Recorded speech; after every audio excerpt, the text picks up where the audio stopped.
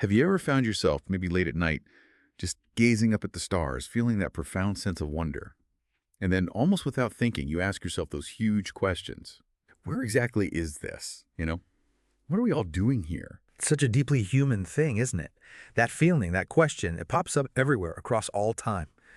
Today on the Deep Dive, we're really plunging into that, right into the heart of that very personal, yet totally universal journey, the path of spiritual awakening and grappling with the ultimate nature of reality itself. And our guide for this exploration, our source material, it's really something special. It's a first-person spiritual journal called Behind the Scenes, a seeker's spiritual practice journal. The author is Marc Leavitt, and it's beautifully translated by Zhu Qingming. What makes this book stand out, I think, is its whole approach. It's not some dense, abstract philosophy book. No, it's incredibly detailed, like a day-by-day, blow-by-blow account of one person's actual spiritual journey, really raw and unfiltered. So our mission today, what we want to do is unpack this account. We want to give you, our listeners, a kind of shortcut, a way to get your head around some of the biggest questions humans have ever asked, but, without wading through tons of jargon. This isn't about believing a certain dogma or anything like that. It's about looking at a real, tangible shift in perspective, something that, honestly, anyone who's curious enough can start to explore for themselves. And, as always, we'll try to throw in some surprising facts, maybe just enough humor to keep you hooked through this pretty deep journey. The sheer uniqueness of this book, it hits you right from the preface. There's a review in there by Zhang Dafin, a well-known name in these circles, and she calls it an unprecedented portrayal of spiritual enlightenment. She uses the words so vividly and practically presented. I mean, that's high praise. And she even says she keeps the book right by her bedside. As a constant reminder of this, quote, reality we need to recognize in our everyday lives. Imagine that. A book you keep by your bed because it's that vital. That's absolutely right. And what makes it so distinct, as you said, is that practicality. It's not just talk. It really functions more like a practical map for someone who's genuinely serious about this path, about spiritual practice.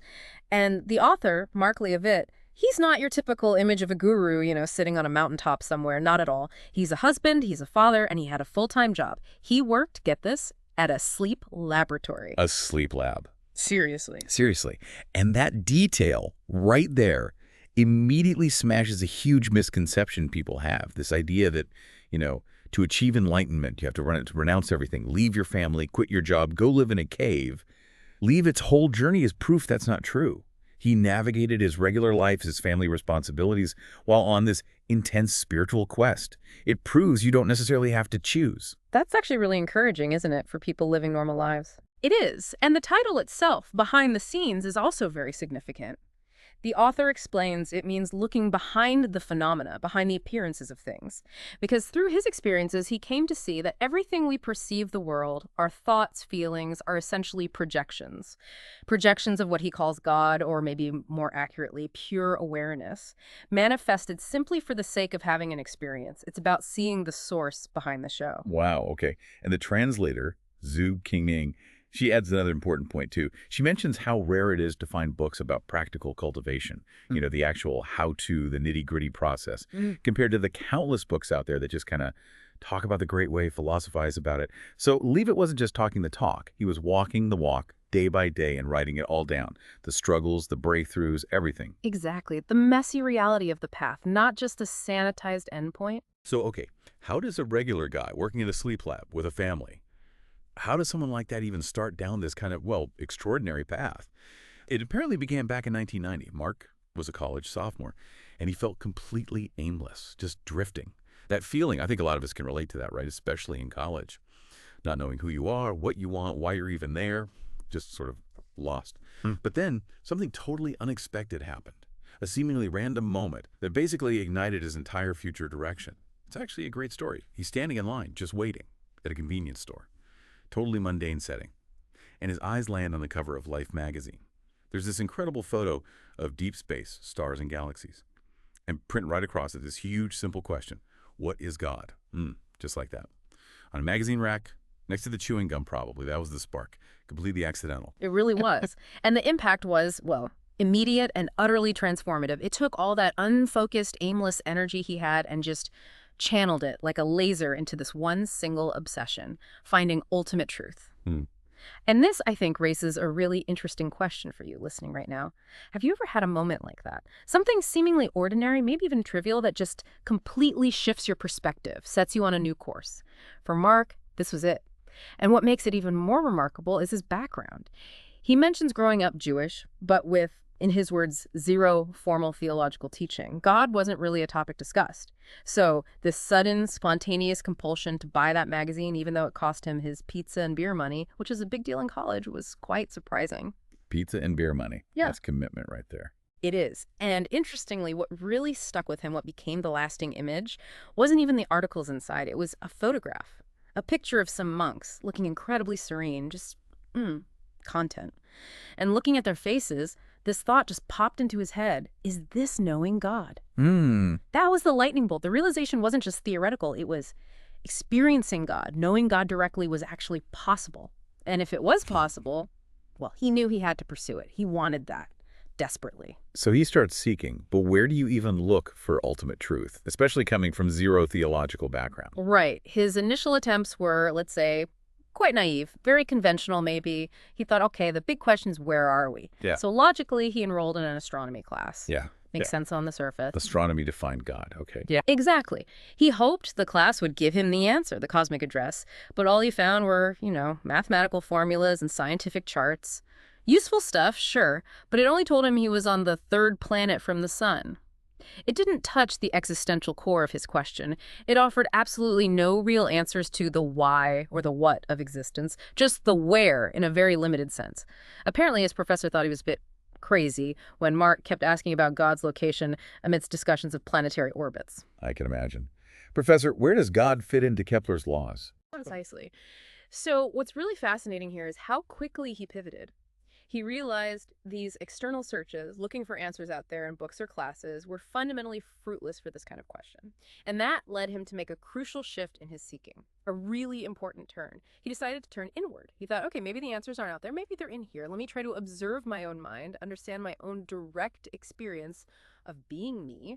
So he tries it, sits down, tries to just watch his mind.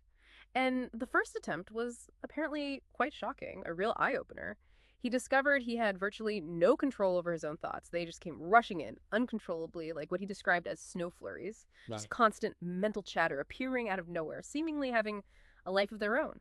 This complete lack of control over his inner world was deeply unsettling for him. Okay, let's pause on that because it's so relatable. Let's unpack this a bit for everyone listening. Have you ever actually tried to stop your inner dialogue? Seriously, just for a moment, try it right now. How long can you maintain perfect mental stillness? No thoughts, no commentary, just silence. Give it a go. Maybe 5 seconds, 10 if you're lucky. It's incredibly difficult, isn't it, that constant stream? It really is, and that's what Marc discovered firsthand. But then he stumbled upon something quite ingenious, an indirect method. He called it a kind of sneaky thought control. It wasn't about forcefully stopping thoughts.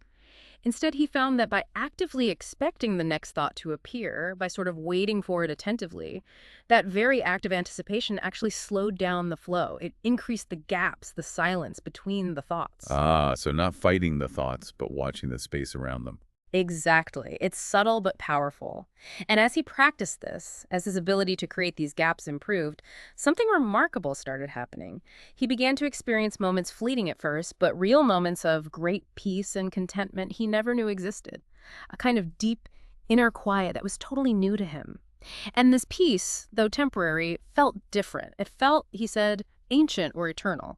It hinted at a different kind of reality, an unreal reality, as he put it, that existed beyond or beneath the normal thinking mind. It was his first real glimpse behind the curtain. That feeling of ancientness. That sounds profound, like tapping into something much older than just his own mind. Precisely. And this experience of inner stillness, this glimpse, became a cornerstone realization for Marc. He started to understand that this stillness wasn't just an absence of thought. It was something positive, something fundamental. It felt like his true self. A deeper layer of existence, more real, more him, than the constantly changing stream of thoughts, sensations, and feelings he'd previously identified with. He realized this stillness was an eternal truth applicable to everything. This insight really marked the beginning of his more formal, dedicated spiritual practice, which then led to another pivotal moment, this time after he got married. Right, the honeymoon story. You mentioned he took a particular book with him. He did. Picture this. You're on your honeymoon, maybe somewhere romantic, and your reading material is Autobiography of a Yogi by Paramahansa Yogananda. Uh-huh. Not exactly light beach reading. Not at all. But Mark says that book changed his life more than any other. It opened up whole new vistas for him regarding spiritual possibilities and practice. Talk about setting a trajectory for the marriage. Indeed. But it also speaks volumes about his wife, doesn't it? Absolutely. What's really remarkable, and something Mark emphasizes, is his wife's incredible support throughout his journey. She seemed to understand his intense, almost obsessive focus. He actually attributes some of that single-mindedness to his ADHD, that laser-like concentration he could achieve. And crucially, she granted him the freedom, the space and time to pursue the spiritual quest wholeheartedly, even when it must have seemed strange or demanding. This completely counters that common narrative that a deep spiritual path requires sacrificing relationships or family duties. For Mark, his family life and his spiritual life grew alongside each other. His wife's support was key. That's a really important point. Okay, so he's got this foundation now, the understanding of stillness, the inspiration from the yogi book, the support at home. He's clearly ready for something deeper. What was his first really dramatic, out-of-this-world experience like? Well, he describes his meditation technique evolving. He started focusing intently on the mind's eye, that point between the eyebrows. He would visualize the darkness there not as empty space, but as a big, slick pillar. The key was the slickness. He imagined it as being so perfectly smooth that nothing can stick to it. No thoughts, no images, no distractions. Focusing on the inability of thoughts to stick. That's clever. Very clever. By intensely focusing on this quality of slickness, thoughts simply couldn't gain traction, couldn't form. And this technique led him into some truly profound states, experiences of ecstasy, transcendence, and deep, deep peace. Blissful states, really. However, there's a flip side, a terrifying side. When he tried to push even further to let go of even these blissful feelings, to surrender completely, his mind kind of turned on itself. It produced this overwhelming feeling, a total sense of annihilation. A raw, visceral fear that his sense of self, his ego, would simply cease to exist, vanish completely. Whoa. That sounds genuinely terrifying. The ultimate fear, perhaps. It probably is, for the ego. But fortunately, his earlier readings, particularly about the concept of no self in Eastern philosophies, the idea that our individual ego isn't our true fundamental identity, gave him a framework. It helped him navigate this terror. He started to build trust in the wisdom of truth, as he put it. Trust that letting go wouldn't lead to oblivion, but to something else. This trust culminated in a moment of deep, compelled surrender. Not just surrendering his thoughts in meditation, but surrendering his whole life to God, to whatever this deeper reality was. That act of complete surrender, born from both bliss and terror, was the critical turning point. It really paved the way for what happened next. Okay, the suspense is building. What happened after this total surrender? Something truly extraordinary. It was 1997. After days spent in the state of profound surrender, he describes it simply as a POP. A pop, like a sound. More like a sudden, complete shift in consciousness. Instantaneous. One moment he was meditating, the next, boom, he was in a bodiless state. He found himself utterly immersed, floating in what he could only describe as an infinite ocean of love vibrations. Pure, boundless, unconditional love, but experienced not as an emotion, but as the very substance of reality. Energy, vibrations, so intense, he said, it felt like floating. His familiar world, his body, his thoughts all gone. Just this infinite ocean of love. Wow. An infinite ocean of love vibrations. That's hard to even imagine. How did he come back from that? Interestingly, the return of the self, his individual identity, was triggered by something incredibly subtle. It was simply the act of thinking about the experience. The moment he tried to recall it, to mentally grasp it, that very act reminded him of an I, the one doing the recalling. And then naming it, trying to label the experience, solidified his individual identity again. The observer reappeared, separate from the observed. So the thinking mind brought him back to separation. Exactly. But what was most impactful about this whole encounter, Mark emphasizes, wasn't just its supernatural out-there nature. It was how incredibly familiar it felt. Deeply, profoundly familiar. It was as if this eternal ocean of love vibrations wasn't some alien dimension, but his true home, his ultimate destiny. And his whole earthly life, his journey as Marc Levitt, suddenly seemed like just a brief fantasy trip away from this fundamental reality. This feeling, this intense sense of homesickness for that ocean of love became a powerful driving force, propelling his quest even further. He knew he had to get back there permanently. A fantasy trip. That's quite a perspective shift.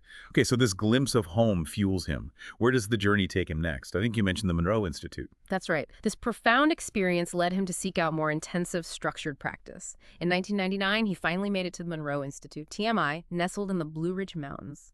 He said it was a place he had literally dreamed about for years. It was known for its work with consciousness exploration using sound technology. What was it like there? Was it high-tech and futuristic? Actually, quite the opposite in terms of living conditions. He describes the setup as very simple, almost Spartan. Tiny little rooms, like cubicles almost, with thick blackout curtains to ensure total darkness. Very minimal furnishings, basically a bed and headphones. Think monastic cell meets sensory deprivation tank, maybe. Minimalist indeed. Designed for introspection, clearly. Yeah, absolutely. But here's a really interesting paradoxical realization Marc had while he was there. Despite the Spartan, almost isolating conditions, he wrote in his journal that this was his first real vacation. His first real vacation. In a tiny, dark room. How does that work? It sounds counterintuitive, right? But his reasoning was profound. He explained that on all his previous trips to fancy resorts or exotic locations, there was always one constant companion: me. His ego, his sense of self, always came along, bringing all its personal baggage, anxieties, worries, desires, judgments. But at TMI, immersed in the intensive meditation schedule and the specific techniques used there, for the first time, he felt there was no I present to bring along that baggage. The constant self-referential thinking quieted down. It was a true vacation from himself, a break from the tyranny of the ego. A vacation from yourself. That's a fascinating concept. What about the technology there? You mentioned sound. Yes, the Monroe Institute is famous for its hemisync technology, which uses binaural beats, specific sound frequencies played through headphones, to encourage certain brainwave states conducive to altered states of consciousness. And Marc found that this technology, combined with the structured intensive meditation program, led to a significant shift in the nature of his experiences. They started moving away from being purely visual, seeing lights or patterns, towards something deeper, a direct experience of awareness itself. Awareness itself. Not being aware of something, but awareness as the thing. Precisely. His diary entries from that retreat really highlight this shift. He wrote about finding awareness itself far more powerful, more real than any visual stuff he had previously sought or experienced. He described this awareness as so profound, so strong, so good, so beautiful. He began to understand it as the fundamental big mind, the ultimate container in which all experiences, thoughts, feelings, perceptions, visions arise and dissolve. It's like the screen on which the movie of life plays, yet we're usually so focused on the movie we never notice the screen itself. He was starting to notice the screen. The container, the screen, okay. Did this lead to another major breakthrough, like the pop experience? It did, although it happened about a year after his TMI retreat back home. This was in May 2000. And it was perhaps even more perception-altering. He calls it the 360-degree vision. He was just standing in his kitchen, a completely ordinary moment. Suddenly, his point of awareness, his sense of where he was located, spontaneously popped that word again behind him. Behind him, so he wasn't looking out from his eyes anymore. Exactly. It was as if his center of perception shifted outside and behind his physical body. And from this new vantage point, he could simultaneously perceive two things. Behind him, he saw or sensed the void, absolute emptiness, potentiality, the unmanifest. And in front of him, he saw his living room, the familiar physical world. But the living room looked different now. It appeared as a hologram or like a picture on a screen. It lacked ultimate solidity. And he realized that he, the perceiver, was this formless awareness that was somehow pressed up against the screen, experiencing the holographic projection of the world. This wasn't a thought or a concept. It was direct, literal seeing. Simultaneously seeing the void behind and the world as hologram in front. That must have been incredibly disorienting yet clarifying. Both, I imagine. And for Marc, this experience provided a direct experiential understanding of the ancient yin-yang symbol. The 360-degree vision revealed the absolute inseparability of the manifest, the white half of the symbol, the world appearing in front, and the unmanifest, the black half, the void, the awareness behind. He realized that reality isn't just the phenomenal world we perceive. It's both the phenomena and the unmanifest source, the awareness space from which they arise. And usually we're completely oblivious to that unmanifest half, the background awareness. We only see half the picture, literally. Essentially, yes. And from this profound 360-degree insight, Marc drew a really shocking conclusion. He called it the death of the old self. The death of the old self. What did he mean by that? Did he feel like he personally died? Not in a physical sense, no. It was a death of his perception, his fundamental understanding of reality and his place within it. Realizing that the external world, the world he had always taken as solid and objectively real, was merely a projection on the screen of consciousness. Well, that changes everything. He uses that classic mystical analogy. Once you realize the snake is actually a rope, you'll never mistake that rope for a snake again. Ah, the rope and the snake, seeing through the illusion. Exactly. For Marc, the seemingly solid, separate world was revealed to be like the snake, an illusion, just content appearing on the screen of consciousness. That prior perception, that belief in a separate, solid reality out there, simply dissolved. It couldn't survive this new seeing. So it wasn't the world itself that died, but his sense of self that was utterly shaken to the core. He realized his previous way of being, his identification almost exclusively with the changing phenomena of the world. His thoughts, his body, his experiences had completely ignored the other half of the equation, the unchanging background awareness itself.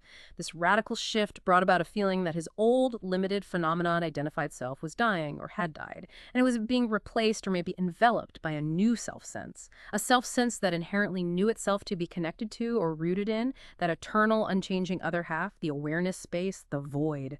And this profound realization, this death, initiated the next phase of his quest, the intense pursuit of stillness. Stillness again. It keeps coming back to that. It really does. It became an even deeper obsession for him after the 360-degree vision. By December 2001, his journal entries show him realizing that this stillness wasn't just a pleasant state to achieve in meditation. It was his actual fundamental state of being, the baseline reality. And this insight led him to understand a crucial mind-bending paradox. The very movement of the mind thinking, analyzing, understanding, figuring things out necessarily disturbs the stillness. It covers it over. Which means, paradoxically, that the mind can never know truth or the infinite, as truth is stillness and the mind's nature is movement. Wow, okay. The mind can't know truth because its own activity obscures it. Precisely. The only way for movement, the mind, to be aware of stillness, truth, is for the movement to stop. Cease its activity. He uses a great analogy here. The pendulum. Think of God, or ultimate reality, as having a nature that involves movement between stillness. When the pendulum is perfectly still at the bottom, that represents the infinite, the unmanifest, pure potential. When it's swinging, moving back and forth, that's the finite, the manifest world, time, experience. Okay, stillness is the source. Movement is the manifestation. Right. And we as individuals experiencing the world are like those moving pendulums. We're constantly in motion, thinking, feeling, perceiving. And in our movement, we foolishly try to understand stillness using the tools of movement, our intellect, our concepts, but our very movement prevents us from truly recognizing or grasping stillness. The only way to know stillness is to become still. And for the moving pendulum, as Marc puts it starkly, stopping is the death of the mover. The death of the mover. So what does this ultimately mean for someone on this path, for you, the listener, perhaps considering these ideas? Marc's conclusion was pretty radical. He concluded that true, deep spiritual practice is, in its essence, a suicide mission. A jarring phrase, but he meant it quite literally in a psychological sense. It's a mission to deliberately dismantle the very sense of I, the mover, the thinker that you believe yourself to be. Following this logic, Marc describes his conscious decision around July 2002 to actively try to stop thinking. Not just in meditation, but as a way of being. His aim was to simply rest in the present, in the stillness that underlies thought. Through this intense effort, he discovered something profound about the self-sense. He realized that the self-sense is merely a psychological tension, a kind of knot that requires continuous internal dialogue to sustain itself. The very feeling of I, he saw, comes from our constant, mostly unconscious, inner affirmation. I exist, I am here, I am thinking. So the I feeling needs constant reinforcement from thought. That's what he found. And the implication is stark. When the thoughts die down, when the internal dialogue ceases, you, or at least that familiar feeling of being a separate I, dies too. He makes it clear this wasn't easy. Trying to stop the ingrained habit of thinking was incredibly difficult. It initially led to intense negative emotions, frustration, even self-loathing when he failed. But eventually, pushing through that resistance, it did lead to periods of much greater calm, a deeper resting in that underlying stillness. It sounds like peeling an onion, getting closer to the core, but the core is nothing, or stillness. Exactly. And this led him to perhaps the most radical insight of all. He realized that what he was truly seeking, the ultimate goal of his entire spiritual quest, was the death of himself. He saw that those common Zen analogies like riding a donkey looking for a donkey or the tramp sitting on a bag of gold unaware were actually misleading in a subtle way. How so? They usually imply you already have what you're looking for. They do. They imply that the truth, enlightenment, is something you possess but just haven't recognized yet, like the gold in the bag. But Marc's insight was deeper, more radical. The truth isn't that you have what you seek. The truth is that you are what you seek, as he put it. The seeker seeks himself. You are the donkey you're looking for. You are the gold. The seeker is the sought. Okay, my head hurts a little now.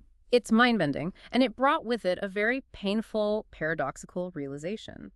The individual I, the seeker, doesn't actually exist as a separate entity. It's just a process of awareness, the ultimate reality momentarily identifying with itself with a particular thought form or feeling. That feeling of I he'd been examining. He now saw it as nothing more substantial than the thought vortices, like little eddies or whirlpools in the stream of consciousness, temporary patterns. And crucially, by seeing this I feeling appear and disappear, by witnessing its arising and falling away, he knew with certainty that he could not be that I. He must be the witness to I, the unchanging awareness in which the I feeling occurred. So he was the space, not the vortex happening within the space. Perfectly put. But this realization put the ego, that sense of I, into an absolutely impossible dilemma. Its ultimate catch-22. The ego thinks it wants freedom, enlightenment, liberation. It conceptualizes as just another desirable experience it can have, something it can add to its collection. But when it gets close enough to taste it, it realizes the terrifying truth. True freedom isn't an experience for the ego. True freedom means the death of the ego itself, the dissolution of that separate self-sense. Freedom is its death. Oh boy. Right. Once the ego truly grasps this, its survival instinct kicks in and it resists fiercely. It digs in its heels. Marc describes the stage vividly. He felt like a fox caught in headlights, frozen, unable to move forward towards the death it feared, but also unable to go back to the old way of believing in its separate reality now that he'd seen through it. Stuck. That sounds like an incredibly painful place to be. Paralyzed. Extremely. And what's fascinating here is how he found a path through this paralysis. He credits apophatic theology, also known as the via negativa, or the negative way, as his most priceless teaching. This is a spiritual approach found in many traditions that focuses not on defining God or ultimate reality by saying what it is, because that's inherently limiting, but by systematically exploring and negating what it is not. So defining the infinite by chipping away everything finite. Essentially, yes. For Marc, this became a practice of not doing. By deeply, rigorously exploring what I am not. I am not my body, not my thoughts, not my feelings, not my roles, not the seeker, then what is. The true reality naturally begins to appear in the space created by that negation. The ultimate understanding reached through this path is simply only awareness exists. Everything else is a temporary appearance within it. That's a powerful method, letting go of false identities to reveal the true one. It is, and his journal entries from August 2002, just before the final breakthrough, are incredibly raw and honest about the ego's final struggle, its last stand. He writes about feeling like he was fooling himself, pretending to be someone on a spiritual path. The full weight of the suicide mission hit him. He knew intellectually and intuitively that this separate self must die for liberation to occur. But the terrifying part was realizing that he, the ego, had to be the one to pull the trigger. He couldn't wait for it to happen. He had to actively let go. He felt like the movie was over, the illusion revealed, but he was stubbornly refusing to leave the theater. He even tried to write his way out of the dilemma in his journal, to rationalize or understand his way through it, which was, of course, the ego trying to maintain control. Trying to think his way out of the thinking mind's trap. Exactly. And he reveals the profound, very human reason for his hesitation, his deepest fear in that final moment. It wasn't just fear of his own annihilation, it was the fear of leaving nothing behind, particularly for his wife and his young daughter, Sabina. If he disappeared, what would be left for them? He actually cites a Rumi quote that speaks to this. Once you die, at that moment, a brand new being is born. suggesting a transformation rather than utter oblivion. He even writes about considering the intense, almost unthinkable idea of somehow dying with his daughter before concluding he would need to use ignorance and individual awareness, his apparent separateness, to meet her energy if that were to happen. It shows just how deep and raw the human connection remains, even at the threshold of non-duality. It's something that must be reconciled. Oh, that's incredibly moving. The depth of that love and fear right at the edge of enlightenment. It truly is. It highlights the ego's ultimate tragic realization. It had pursued enlightenment, ultimate realization, with the unconscious goal of owning it, controlling it, having it as a supreme experience. But what it finally discovered was that it couldn't experience truth. It could only be truth, and the price of being truth was its own dissolution. Marc uses a beautiful, poignant analogy. It's like music spending its whole life pursuing silence. The moment it finds silence, the music itself ceases to exist. Music pursuing silence. That captures the paradox perfectly. So after all this struggle, this profound internal conflict, the final stand, what happened? Did the music finally stop? It did. On August 20th, 2002, after wrestling with that final fear and paradox, the breakthrough occurred. The ultimate realization dawned. A realization that echoes through spiritual traditions for millennia, often summed up in that profound statement from the Upanishads, Tatham Asi, or I am that. Precisely. Realizing I am that isn't an intellectual understanding. It's a direct, unmediated experience of the truth. You are awareness, full stop. It's not about realizing you're a part of God or a wave in the ocean. It's realizing that you are the whole thing. You are the ocean itself. Marc uses the analogy of a diamond. He saw that Marc, the person, his daughter Sabina, his wife, they were like individual facets reflecting the light. Beautiful, unique facets. But the I, the true self experiencing through all those facets, was the diamond itself, the single underlying awareness, the only subject there is. The only subject. So how did this manifest? What was the actual moment like? He describes it with stunning clarity. He was simply watching his young daughter, Sabina, speaking, and in that instant, he truly, literally saw that he was behind her eyes. Right then, right now. It wasn't a metaphor. He didn't just empathize with her. He directly experienced that he was her. That her experience, her speaking, her being was happening to him. In that moment, the sense of separation completely collapsed. He realized with absolute certainty that he was the only one existing. The single awareness, looking out through all eyes, experiencing through all forms. He was his daughter. I can barely grasp that. Did that feel lonely, being the only one? Interestingly, he says the initial feeling was one of profound loneliness, a kind of cosmic solitude. Wow, I really am the only one existing, the sole dreamer of the dream. But almost immediately, that feeling transformed into something else entirely, profound joy. Why? Because he realized that this very appearance of separation, the fact that awareness could appear as two people, Marc and Sabina, interacting, was the cure for the potential loneliness of being one. It was awareness playing with itself, relating to itself through apparent difference. So the illusion of separation is actually the source of joy in relationship. In this view, yes. It allows the one to experience the delight of the many. He also uses the analogy of the gingerbread man.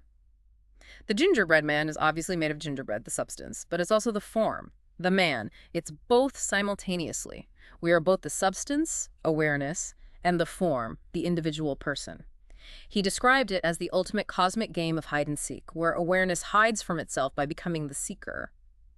But the seeker can never truly find what it's looking for because the sought isn't somewhere else. The sought is everywhere. It is the seeker itself. The ultimate hide and seek. Okay. Did this realization also answer that fundamental question he'd wrestled with earlier? Why is there something rather than nothing? It did. That age-old philosophical conundrum, which had bothered him deeply, finally found its resolution for him in another powerful analogy. The folding mirror. The folding mirror, how does that work? He explains it like this. Start with the premise that awareness is the one, the only thing that truly exists. Absolute unity. Now, since awareness is the only existence, its fundamental nature must be to be aware. But aware of what? If there's only one, it must ultimately be aware of itself. But for awareness of self to occur, there needs to be some kind of subtle differentiation, a subject and an object, even if they are ultimately the same. You need an image of one, not just pure oneness. How does this differentiation happen? Imagine awareness as a perfect infinite mirror. If that mirror somehow folds or creases or indents itself, even slightly. It creates a reflection within itself. Exactly. That fold or crease is the differentiation. It allows the one mirror to reflect itself, creating the appearance of subject, the mirror, and object, the reflection in the fold, even though it's all still the same mirror substance. The profound implication here lies in that phrase, awareness of awareness. That little word of creates the apparent duality, the subject-object split that characterizes our normal experience. But if you remove the of, if the awareness and that which it is aware of merge back into seamless unity, then you simply have I am that. The dreamer realizes it is the object being dreamed. The fold creates the world. Nah. He also used another analogy from the source text, the light and rainbow, to explain the relationship between God, the absolute, and man, the relative, touching on ideas like the Trinity. God's relationship to us is like pure white light to a rainbow. The light is the fundamental reality. We, like the rainbow, only appear real, dependent entirely on the light and the conditions, the prism or the bend. The bending of the light, the path through the prism, is what creates the appearance of the rainbow's colors. When the beautiful rainbow appears, the pure, invisible white light seems to hide itself. Similarly, he suggests, when you and the world, the colors, the phenomena appear, the underlying reality, God or pure awareness seems to hide. It becomes the unseen source. So the manifestation hides the source, even though it comes from the source. Precisely. And wrapping up this whole phase of realization, Marc emphasizes the ultimate takeaway, the final shift in understanding. Nothing to awaken to, because you are already enlightened. You are already, I am that. Nothing to awaken to, because you are already that. Right now. The whole journey wasn't about becoming something else. It was about realizing what he and everything already was. It was a complete flip from seeing the world as something outside him to realizing he was the world, the awareness in which it appeared. Nothing to awaken to because you are already that. That's a powerful conclusion. It turns the whole idea of striving on its head. So after reaching this state, this profound, life-altering shift in perception, what does this all mean for daily life? I mean, does the little laundry still need doing? How does one's everyday experience actually change? That's the million-dollar question, isn't it? Marc shares his reflections on this in the journal's conclusion. He says the most obvious, most immediate change was a complete and utter end of all seeking. Just stopped. He completely lost interest in reading spiritual books, scriptures, philosophical texts. Even his formal meditation practice just naturally fell away. Fell away. Not like he got lazy, but just no longer necessary. Exactly. It wasn't laziness or apathy at all. It was simply a recognition, a deep knowing that ultimate reality is no longer a problem to solve. The seeking mechanism dissolves when the seeker realizes it is the sought. There's nowhere else to go, nothing else to find. It was always already here, always already this.